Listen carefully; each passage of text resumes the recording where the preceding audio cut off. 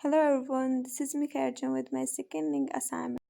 Let me live, love, and say it well in good sentences.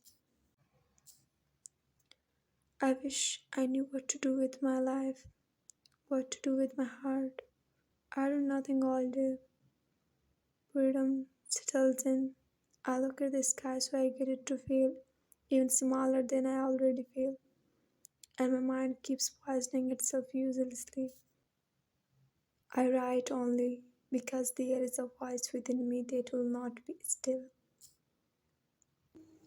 I shut my eyes and all the world drops dead.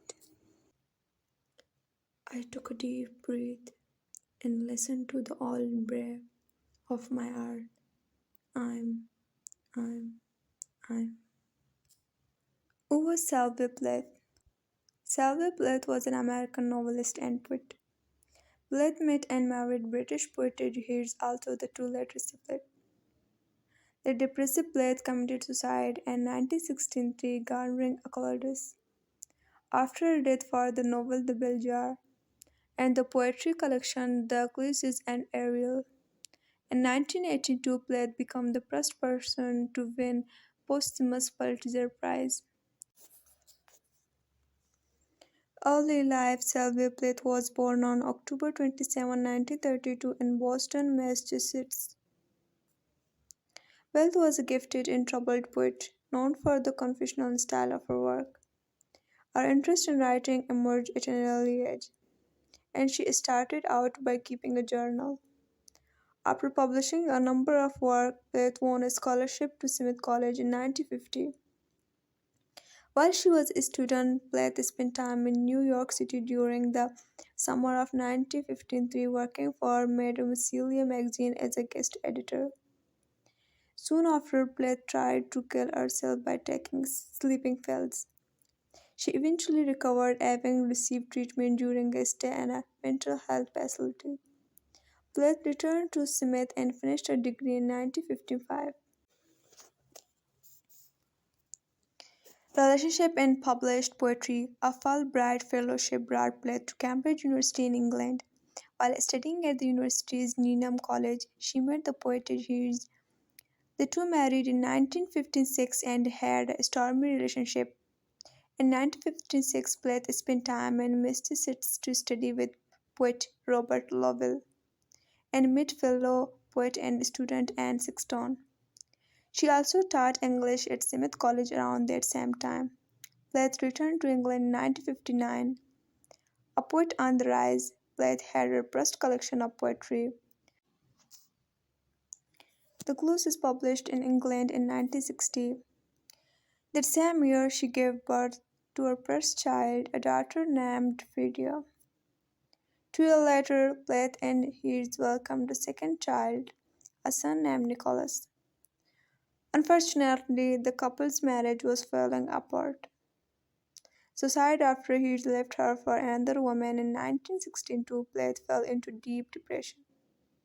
Struggling with her mental illness, she wrote The Bell Jar in 1963, her only novel, which was based on her life and deals with one young woman's mental breakdown.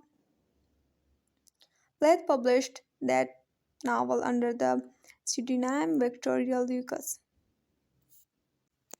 She also created the poem that would make up the collection Ariel in 1965, which was released after her death. Plath committed suicide on February 11, 1963. Legacy in movie, much to the dismay of some admirers of Plath, he has become a literary executor after death. While there has been some speculation about how he handled her paper and her image, he did edit what is considered by many to her greatest work, Ariel. It features several of her most well-known poems, including Daddy and Lady Lizards. He continued to produce new collection of Plath's works. Plath won the Pulitzer Prize in 1982 for the collected poems. She is still a highly regarded and much studied poet to this day.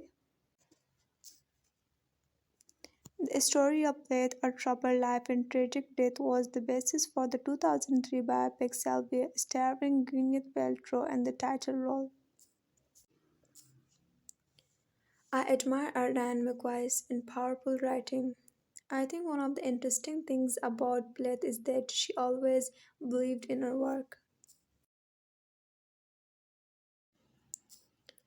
This is my favorite poem of Sylvia Plath, which truly touched my spirit.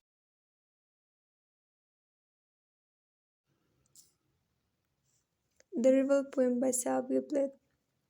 If the moon smiled, she would resemble you.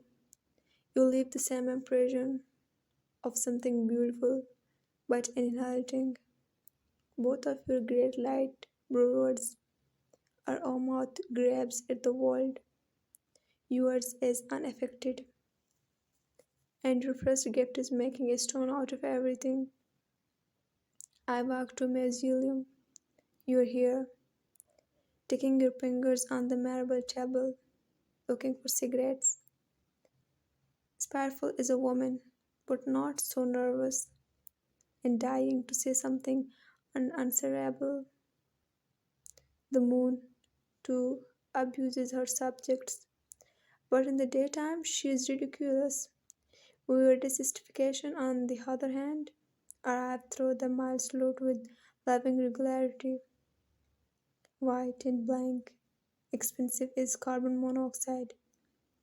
No day save for news of you, walking about in Africa maybe, but thinking of me.